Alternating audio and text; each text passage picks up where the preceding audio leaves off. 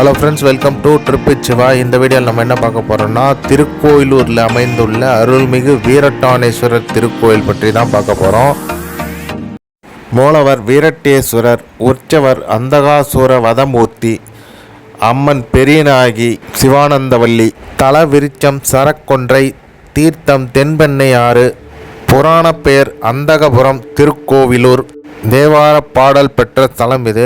பாடியவர்கள் பார்த்தீங்கன்னா அப்பர், சுந்தரர், சம்பந்தர். தேவார பாடல் பெற்ற நடுநாட்டு தலங்களில் இது 11வது தலமாகும். இத்தலத்து சிறப்பு என்னன்னு பார்த்தீங்கன்னா, இத்தல இறைவன் சுயம்பு மூர்த்தியாக அருள்பாலிக்கிறார். இத்தலத்து விநாயக பெருமானை குறித்து ஔவையார் சீதக கலப என தொடங்கும் விநாயகர் அகவல் பாடியுள்ளார். அந்தகாசூரனை சிவபெருமான் சம்காரம் செய்த திருத்தலம் இது. அட்டவீரட்ட தலங்களில் மிகவும் தொன்மையானதும் வரலாற்று சிறப்பு பெற்றதுமான 2வது வீரட்டான திருத்தலம் இது. சுவாமி மூலஸ்தானத்தில் பைரவ சுரூபமாக உள்ளாராம். எனவே பில்லி, சூனியம், வைப்பு போன்ற தோஷங்களை இவர் நிவர்த்தி செய்வதாக ஐதீகம். வாஸ்து சாந்தி, அதாவது வீடு கட்டுதல் எனப்படும் ஐதீகம் தோன்றியதற்கான காரணமாக தலம் இது. சுக்கிரன் சாப விமோச்சனம் பெற்ற தலம் இது. அம்பாள் திரிபுர பைரவி உற்பத்தி தலம் இது.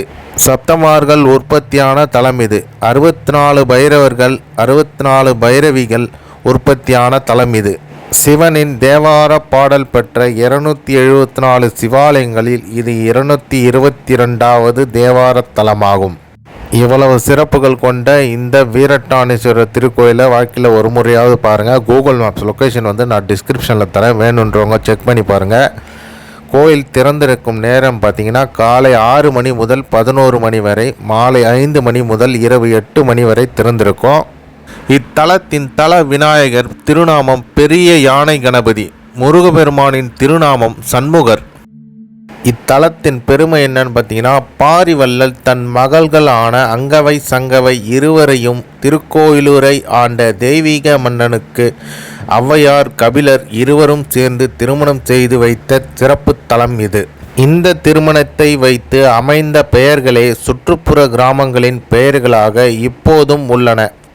சங்கப்புலவர் கபிலர் பெருமான் குடியிருந்த பெருமைக்குரிய பேரூர். கபிலர் வடக்கிருந்து உயிர் துறந்த பாறை கபிலர் குன்று என்று பெண்ணையாற்றின் நடுவில் தற்போது உள்ளது.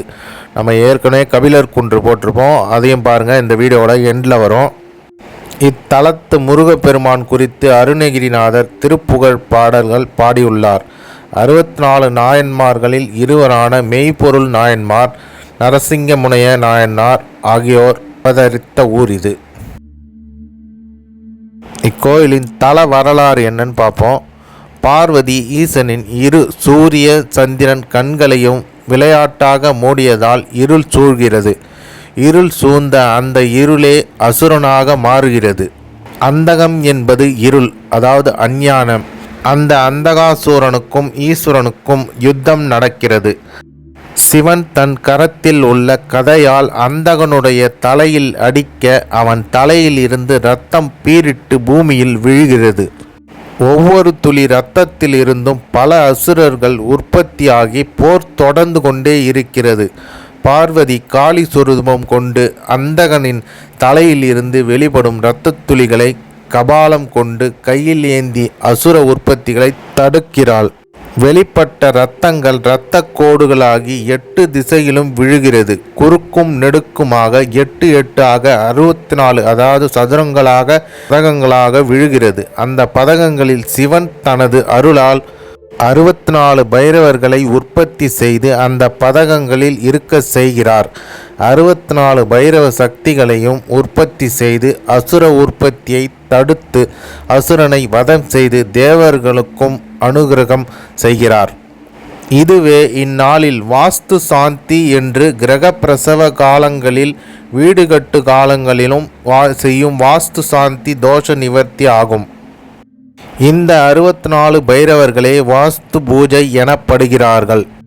இவ்வாறு அந்தகனை அழித்து அஞ்ஞானத்தை நீக்கி நிஜ சுரூபமாக மெய்ஞானத்தை அருளியவரே வீரட்டானேஸ்வரர் ஆவார். இந்த வீரட்டானேஸ்வரர் கோயிலோட மற்றும் சில பெருமைகளை என்னென்னு பார்ப்போம். அஷ்டபூஜ விஷ்ணு துர்க்கை அம்மன் சந்நிதியின் பிரகாரத்தில் இருக்கும் இந்த அம்மன் இங்கு சிறப்பு பெற்றவர். சாந்த சுரூபியாக நமக்கு இருப்பது போலவே கண்கள் இருபுறமும் வெள்ளையாகவும் நடுவில் கருப்பு விழியுடன் சாந்தமாக சிரித்த முகத்துடன் இயற்கையாக இருப்பது போலவே இருக்கிறார். இவரை வழிபட்டால் திருமணத் தடை நீங்குகிறது, கஷ்டங்கள் நீங்கும், வேலைவாய்ப்பு தடை, கல்யாணத் தடை ஆகியவை விலகி விசேஷமாக பிரார்த்தனை செய்து கொள்வது வழக்கமாக உள்ளது. எலுமிச்சப்பழ விளக்கு பூஜை செவ்வாய், வெள்ளி, ஞாயிறு ஆகிய கிழமைகளில் ராகுகால பூஜைகளை செய்கிறார்கள்.